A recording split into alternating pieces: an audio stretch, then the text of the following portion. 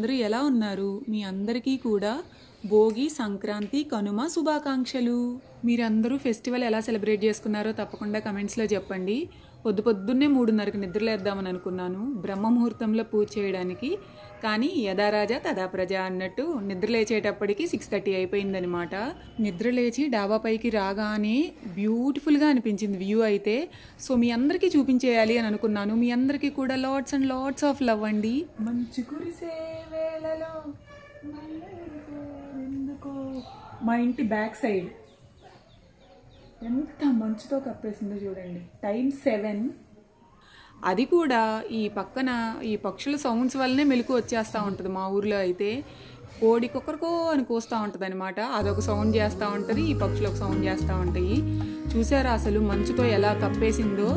ఈ చలికాలంలో పొద్దున్నే నిద్ర లేవడమే ఎంతో కష్టం. అంటే బేసిక్గా చెప్పాలి అని అంటే పొద్దున్నే మరీ నిద్ర లేచేంత గుడ్ హ్యాబిట్స్ అయితే లేవన్నమాట. కానీ అవసరమైతే మాత్రం తప్పకుండా నిద్ర లేస్తాను. నిద్ర లేచే వరకు బద్ధకంగా అనిపిస్తుంది, కానీ వన్స్ నిద్ర లేచిన తర్వాత ఎంత హాయిగా ఫ్రెష్గా అనిపిస్తుందో నాకైతే.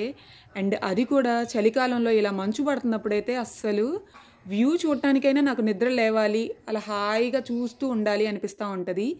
ఇది మా ఇంటి ముందు సైడ్ అనమాట. పెద్ద నిద్రగన్నేరు చెట్టు ఉంటుంది. అది మీకు అంతకుముందు కూడా చూపించాను ప్రీవియస్ వీడియోలో. అండ్ ఇంకో సైడ్ ఇలా ఉంటుంది అనమాట. అక్కడ అన్ని నిద్రగన్నేరు చెట్లు ఉంటాయి. డాబా పైనుంచి ఇప్పుడైతే కిందకి వెళ్తున్నాను. మేము పైన కొత్తగా కట్టించాము. పెండింగ్ వర్క్స్ చాలా ఉన్నాయి. మామూలు వర్క్స్ కాదండి, కానీ ప్రస్తుతం కొంత గ్యాప్ ఇద్దామని చెప్పి పనులు అయితే చేయించలేదనమాట. సో ఇప్పుడైతే కిందకు వచ్చేసి అలా సరదాగా కాసేపు నడుస్తున్నాను. అక్కడ కార్ పార్క్ చేసాము చూసారా. మార్నింగ్ 5కి మాత్రం ఆ కార్ అసలు తడిచిపోయి ఉంటుంది అనమాట. అంటే ఆ మంచు వలన అసలు మనకి నీళ్ళతో తడిసిపోయిందా అన్నంతలా అనిపిస్తుంది. అది చూసినప్పుడు భలే బాధ అనిపిస్తుంది. తొందరగా అక్కడ షెడ్ వేయాలన్నమాట కార్ సేఫ్టీగా ఉండడం కోసం. And for the first time నా లైఫ్లో నేనే ఈ ముగ్గు వేశాను. ఇది గచ్చు మీద కాదు, నేల మీద వేసామన్నమాట. ఎప్పుడూ ఒకటి గమనించారా, నేల మీద వేసిన ముగ్గులు చాలా బ్యూటిఫుల్గా ఉంటాయి. అండ్ ఫస్ట్ టైం వేసానని చెప్పాను కదా, చాలా టైం పట్టింది. ఎంతో ఇష్టంగా వేసానన్నమాట. నాకు ముగ్గులు బాగా అంటే రావు, కానీ పర్వాలేదు కొంచెం వచ్చానమాట. కలర్స్ కూడా ఇంట్లో అయితే లేవు. అండ్ ముగ్గు వేద్దామని ముందుగా ప్రిపేర్ అవ్వలేదన్నమాట. సో అందుకని కలర్స్ అయితే తెప్పించలేదు. అది చెరుకుగడ ఏ కలర్లో ఉంటుందో మీ అందరికీ తెలుసు, కానీ మన దగ్గర ఆ కలర్ లేదు కాబట్టి నా దగ్గర ఉన్న కలర్స్ అంటే పసుపు, కుంకుమ ఉంటాయి కదా, అందులో కొంచెం ఇసుక పోసి ముగ్గు వేస్తే మనకి డిఫరెంట్ కలర్స్ వస్తాయి అన్నమాట. ఆ కలర్స్ కూడా భలే బాగుంటాయి, క్యూట్గా ఉంటాయి. అండ్ ఆ ముగ్గు ఎలా ఉందో తప్పకుండా కమెంట్స్లో చెప్పండి, ఎందుకంటే ఫస్ట్ టైం వేసాను కదా. అండ్ అమ్మ గచ్చు మీద ఈ ముగ్గులు వేసిందనమాట. ఈ 2 ముగ్గులు అమ్మ వేసింది. వీటిలో కూడా కలర్స్ దిద్దుదామని అనుకున్నాము, కానీ తీసుకురాలేదు కాబట్టి బయట నుంచి. అది కూడా టైం అప్పటికే నైట్ 12 అయిపోయిందనమాట. 12-1 అయిపోయింది. అండ్ ఈ ముగ్గు నేనే వేశాను. ఎలా ఉందో అది కూడా కమెంట్స్లో చెప్పండి. పీట మీద ముగ్గు వేసి చక్కగా పసుపు కుంకుమతో బొట్లు పెట్టి దేవుడి పటాలన్నిటికీ కూడా బొట్లయితే పెట్టానన్నమాట. ఎప్పుడూ కూడా నేను పూజ చేసేటప్పుడు లేదనంటే అమ్మ పూజ చేస్తున్నప్పుడు హెల్ప్ చేసేటప్పుడైనా సరే, ఆ పూజ ఈ బొట్లు పెట్టేటప్పుడు కూడా కబుర్లు చెప్తూ అలా చేసే అలవాటు నాకు లేదనమాట. నేను ఎప్పుడైనా దేవుడిది ఏదో ఒక పేరు పలుకుతూ, అంటే ఓం నమ శివాయ, జై శ్రీరామ్ అలా పేరు నామం పలుకుతూనే బొట్లు పెడతానన్నమాట. అది రీసెంట్గానే నాకు తెలిసింది. నాకు మంచి విషయాలు ఏదైనా తెలిసిన తర్వాత తప్పకుండా నేనైతే ఫాలో అవుతాను. అండ్ నేను శ్రీరామ కోటి రాస్తున్నాను కదా, ఆ బుక్ మధ్యలో రాయడం మానేశానమాట. చాలా గ్యాప్ వచ్చింది. మళ్ళీ ఈరోజు సంక్రాంతి రోజు స్టార్ట్ చేశాను. సో ఈసారి నుంచి ఏంటంటే గ్యాప్ రాకుండా కంటిన్యూస్గా రాయాలని చెప్పి అనుకుంటున్నానమాట. అండ్ ఇప్పుడు మొత్తం అన్నిటికీ కూడా బొట్లు అయితే పెట్టేశాను పసుపు కుంకుమతో. అండ్ మన గార్డెన్లో పూలన్నీ కోసుకొచ్చేసాను. పూలు అసలు మన గార్డెన్ కలకల్లాడిపోతుందండి, మామూలుగా లేదు అసలు. గార్డెన్ అయితే ఎటు చూసిన ప్రతి చెట్టుకి కూడా పూలు బాగా పోస్తున్నాయి. గన్నేరు పూలు, మందార పూలు, గులాబీలు, చామంతులు, అసలు ఒకటి కాదు అన్ని పూలు బాగా పోస్తున్నాయి అన్నమాట. అలానే ఈ మనకి ఆకులు ఉంటాయి కదా, మందారం ఆకులు, అవి కూడా కోసుకొచ్చేసాను. మా బుజ్జి దేవుడికి ప్రసాదం కోసం గారెలు అవి ప్రిపేర్ చేస్తుంది. నేనేమో దేవుడి దగ్గర మొత్తం ఇట్లా పటాలకి అన్నిటికీ బొట్లు పెట్టి ఇలా పూలతో కూడా అలంకరణ చేశానన్నమాట. నేను మీకు అంతకుముందు వీడియోస్లో కూడా చెప్పాను, అలంకరణ అనేది గ్రాండ్గానే చేయాల్సిన అవసరం లేదు, ఎంతో ఖర్చు పెట్టి చేయాల్సిన అవసరం లేదు. ఇష్టంగా ఒక్క పువ్వు పెట్టినా కూడా అది దేవుడికి అలంకరణ కిందే వస్తుందని నేను బలంగా నమ్ముతాను. నాకు తెలిసింది మీకు కూడా షేర్ చేస్తున్నానన్నమాట. అంటే కొందరు ఇప్పుడు సోషల్ మీడియాలో ఎక్కువైపోతుంది కదా, ఎక్కడ చూసినా డెకరేషన్స్ అవి ఇవి అనని కొందరు ఫీల్ అవుతూ ఉంటారనమాట. అరే అలా చేసుకోలేకపోయాను అనని. అలా ఏం ఫీల్ అవ్వద్దు. ఎప్పుడు కూడా ఉన్నదానితో సంతోషంగా తృప్తిగా హాయిగా చేసుకుంటే అదే మనకి ఎంతో మంచిది. సో ఎప్పుడు కూడా అలా ఆలోచించాలి అని నేనైతే అనుకుంటాను.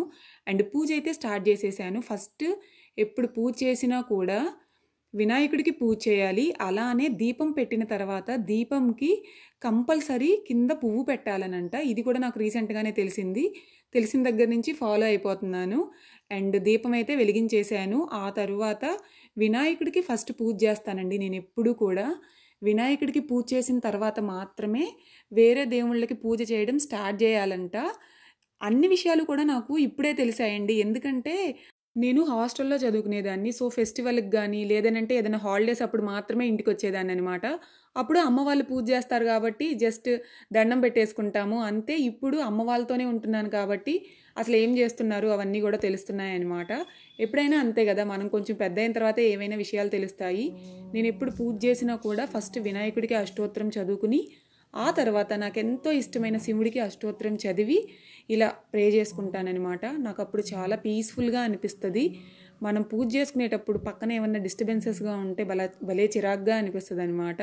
సో ఇలా హాయిగా ప్రశాంతంగా ఏ విషయాలు ఆలోచించకుండా దేవుణ్ణి మాత్రమే అలా తలుచుకుంటూ ఉంటే అది ఎంతో హ్యాపీనెస్. అలానే నాకు ఆ డే మొత్తం కూడా చాలా పీస్ఫుల్గా ప్రశాంతంగా ఎంతో హాయిగా అనిపిస్తుంది. నేను ఎప్పుడు మీకు ఈ విషయం షేర్ చేయలేదు, బట్ ఫస్ట్ టైం షేర్ చేసుకోవాలి అని అనిపించింది. నేను ఎప్పుడు కూడా బట్టలు రిపీట్ చేస్తానండి. నాకు వేసుకున్న బట్టలే వేసుకుంటాం అనేది చాలా కంఫర్టబుల్గా అనిపిస్తుంది అనమాట.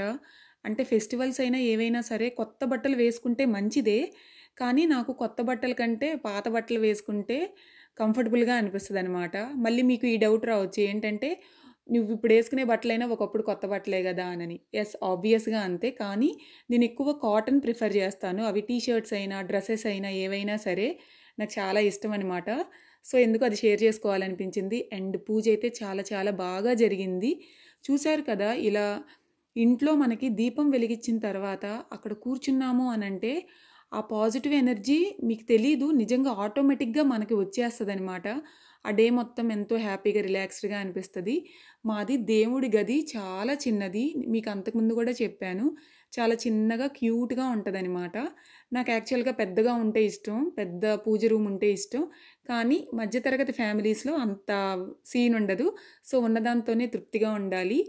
మాకు చిన్న గదైనా సరే క్యూట్గా అందంగా ఉంటుంది. పూజ కూడా చాలా చాలా బాగా జరిగింది. అండ్ అలానే ఈరోజు శ్రీరామకోటి రాయడం మళ్ళీ మొదలుపెట్టానని చెప్పాను కదా, సో అదే రాస్తున్నానమాట. జై శ్రీరామ్ జై శ్రీరామ్, లేదు అనంటే శ్రీరామ శ్రీరామ అనుకుంటూ రాస్తూ ఉండాలి. 108 రాశానండి ఈరోజైతే. అలా ప్రతిరోజు రాయాలని చెప్పి నేనైతే కోరుకుంటున్నాను. ఇక్కడ నేను చేసిన మిస్టేక్ అదే. ఎప్పుడో శ్రీరామనవమికి స్టార్ట్ చేశాను, ఆ తర్వాత అసలు రాయలేదు. మళ్ళీ ఈరోజు స్టార్ట్ చేశానమాట. ఇప్పటి నుంచి కంటిన్యూస్గా రాయాలి అని చెప్పి అనుకుంటున్నాను. మీకు కూడా చెప్తున్నాను, మీరు ఇలాంటి బుక్స్ ఏదైనా స్టార్ట్ చేసినప్పుడు నెగ్లెక్ట్ చేయొద్దు, అంటే గ్యాప్ ఇవ్వద్దు. కంటిన్యూస్గా రాయడానికైతే ట్రై చేయండి. అండ్ పూజ అయితే చాలా చాలా బాగా జరిగింది. ఈసారి ఫస్ట్ టైం పసుపు కాలు మొత్తానికి రాసుకున్నానమాట. పండగ అంటేనే మనకి తిండిగోల, అంటే పులిహోర, పాయసం, అలానే గారెలు ఇవన్నీ కదా. ఇలా ఎందుకు తిన్నానో నిజంగా నాకే తెలియలేదు. ఆ ఎక్స్ప్రెషన్ ఎందుకు ఇచ్చానో కూడా సరేలే అని చెప్పి ఊరుకున్నానమాట. సరదాగా అలా ఎక్స్ప్రెషన్ ఇచ్చినట్టున్నాను. అలానే రవ్వ కేసరి కూడా చేసామన్నమాట ఇంట్లో అయితే. ఇది దేవుడికి నైవేద్యంగా అయితే పెట్టలేదులే, కానీ మామూలుగా తినాలనిపించి రవ్వ కేసరి అయితే చేసుకున్నాము ఇంట్లో. పూజ చాలా బాగా జరిగింది. మీ అందరికీ ఇంకొకసారి భోగి, సంక్రాంతి, కనుమ శుభాకాంక్షలు. మీరందరూ ఎలా సెలబ్రేట్ చేసుకున్నారో తప్పకుండా కమెంట్స్లో చెప్పండి. అలానే ఇంకొక విషయం, కైట్స్ ఎగరేసారా? నేనైతే ఇయర్ అయితే ఎగరేయలేదండి కైట్స్. అది కూడా కైట్స్ ఎగరేయడం కూడా ఒక ఆర్ట్ కదా, అంత ఆర్ట్ నా దగ్గర అయితే లేదనమాట. సో మళ్ళీ కలుద్దాం నెక్స్ట్ వీడియోలో. అప్పటి వరకు బాయ్.